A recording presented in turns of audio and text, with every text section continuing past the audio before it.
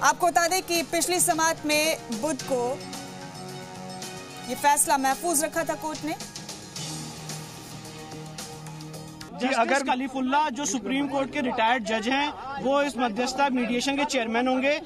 Justice Panchu और श्री रविशंकर इस matter में मीडिएशन करेंगे और कोर्ट ने जो भी पार्टी ने नाम सुझाया था उस नाम पे भी गौर किया। क्या कोर्ट ने इस पर भी बोला है कि पैनलिस्ट या फिर जो पार्टीज हैं वो किसी को ना बताएं, शेयर ना करें जानकारी? कोर्ट ने स्पेसिफिकली कहा है सारी पार्टीज को और मीडिएटर को कि मीडिएटर की प्रोसीडिंग्स रिपोर्ट नहीं होंगी और मीडिएशन में अगर मीडिएटर की प्रोसीडिंग्स को कोई भी डिफिकल्टी होती है तो वो सुप्रीम कोर्ट से उसको क्लैरिफाई करेगी। ये जो 4 हफ्ते का समय सीमा दिया है, 4 हफ्ते का रिपोर्ट देने की बात कही कि फैसला आ जाएगा।